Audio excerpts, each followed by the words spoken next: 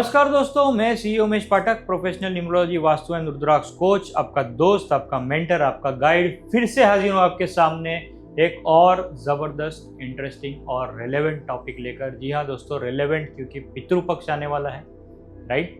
सो आज हम पितृपक्ष की बात करेंगे कि क्या है पितृपक्ष का रेलेवेंट, क्यों पितृपक्ष मनाया जाता है या क्यों पितृपक्ष में जो चीज़ें की जाती है वो की जाती है, उसका रेलेवेंस, उसका इम्पोर्टेंस, और क्या ऐसी चीज़ें हैं, क्या ऐसे कार्मिक रेमेडीज़ है जो आप पितृपक्ष में करके अपनी लाइफ को इम्प्रूव कर सकते हो, अपनी लाइफ को अपलिफ्ट कर सकते हो। सो दोस्तों, अल्टीमेट गोल तो हमारा यही है कि आप अपनी लाइफ को किस तरह अपलिफ्ट कर सके, राइट। सो हम हर ओकेजन पे, हर रेलेवेंट फेस्टिवल का हो या हर रेलेवेंट मौके पे यही कोशिश करते हैं कि इस दौरान, इस पर्टिकुलर ओकेजन पे आप क्या कर सकते हो अपनी लाइफ को अपलिफ्ट करने के लिए, इम्प्रूव करने के लिए। सो दोस्तों, सबसे पहले तो पितृपक्ष जो है वो 15 दिन का पितृपक्ष होता है, राइट। 15 दिन का जो पितृपक्ष होता है उस दौरान पितृओं का हम आवाहन करते हैं। उन्हें हम कौवे को जो है वो कागवास बोलते हैं, राइट। कौवे को हम रोटी, दूध, चावल वगैरह अर्पण करते हैं सो दैट वो हमारे पितृओं तक पहुँचे। अब इसके पीछे का लॉजिक क्या है? जी हाँ दोस्तों, पहले तो जानना आज की जनरेशन के लिए बहुत ही ज़्यादा ज़रूरी है कि ये सब हम करते क्यों हैं, राइट। तो सबसे पहले चीज़ जो हम पितृपक्ष में जो करते हैं वो है पितृओं के लिए जो हम कागवास रखते हैं, राइट। वो किसके लिए होता है? कौवे के लिए होता है। अब कौवा कौन है, राइट। अभी कौवे का जो ओरिजिन हम देखने जाएंगे, सो कौवे का एकदम पुराना ओरिजिन जो है वो है काकभूषणी, जो उनके पूर्वज है। सबसे पहले पूर्वज कौवे के वंश के जो अधिपति है वो है काकभूषणी। ऐसा कहा जाता है कि महाभारत के काल से काकभूषणी जी जो है वो एक संत थे, राइट। उन्होंने पूरी महाभारत देखी है, उन्होंने पूरी रामायण देखी है, और ऐसी मान्यता भी है कि आज की तारीख में काकभूषणी जी पृथ्वी पर मौजूद है, पृथ्वी पर मौजूद है और कलयुग में भी उनका वास रहेगा। तो इसीलिए हम काकभूषणी जी को कहते हैं आज की तारीख में, मॉडर्न टाइम्स में, टाइम ट्रैवलर। जी हाँ, टाइम ट्रैवलर, क्योंकि वो महाभारत के काल में भी थे और वो आज भी है। महाभारत यदि हम देखें तो आज से 5000-7000 साल पहले घटी गई थी, राइट।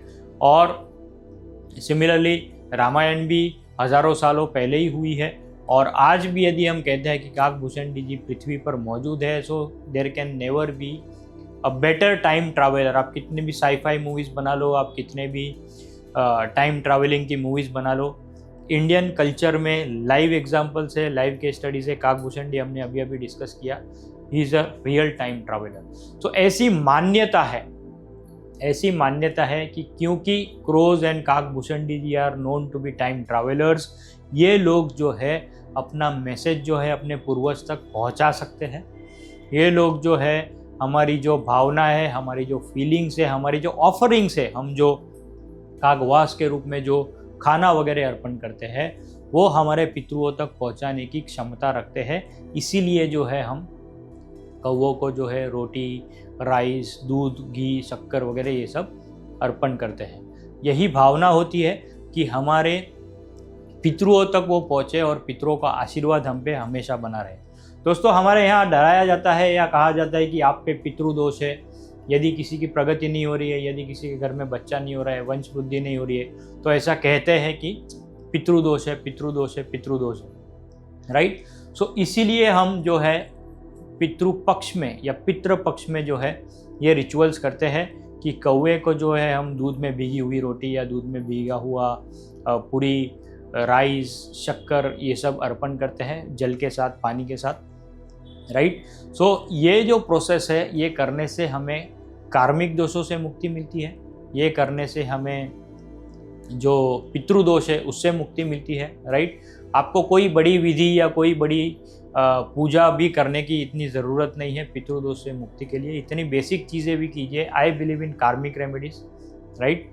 सो पितृपक्ष में एटलीस्ट हो सके तो रोज़ उन 15 दिनों में, ठीक है, आप अपने जो भी पितृ हैं उनको याद करके, उनको स्मरण करके, उन्हें उनसे क्षमा मांग के कि हमसे कोई गलती हो गई है तो हमें माफ़ कीजिए और हमारे परिवार को आशीर्वाद दीजिए, क्योंकि पितरों का जो आशीर्वाद है वो निश्चित तौर पे फलता है। और पितृ जो है वो हमारे पूर्वज है, हमारे माता पिता दादा दादी जो है वो हमारे हमेशा हमारे हित चिंतक रहे, वो हमेशा हमारे अच्छे के लिए ही जब जिंदा थे तब भी सोचते हैं और जाने के बाद भी वो हमारे लिए अच्छा ही करके जाएंगे, राइट।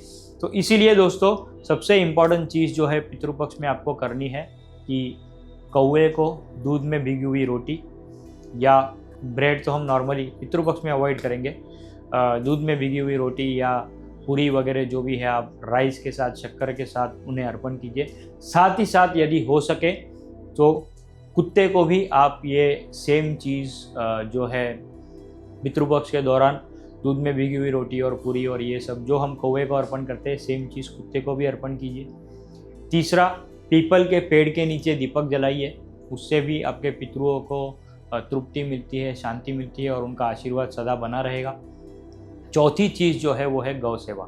जी हाँ दोस्तों, गौ सेवा जो है वो एक बहुत ही ज़्यादा स्ट्रॉन्गेस्ट रेमेडी है, इसे आप कभी भी कर सकते हो, पर खास करके मैं कहूँगा पितृपक्ष के दौरान तो आपको गौ सेवा करनी ही चाहिए। गौ सेवा में आप क्या करोगे, गाय को जो है वो सिंपल जाके हरी घास खिलानी है, गाय की प्रदक्षिणा यानी गाय को एक चक्कर मारना है, उनको टच करके उनका आशीर्वाद लेना है, उनकी ब्लेसिंग्स लेनी है, बस आपको इतना ही करना है। सो पितृपक्ष में हम क्या करेंगे दोस्तों, ये सिंपल 3 चीज़ें करनी है।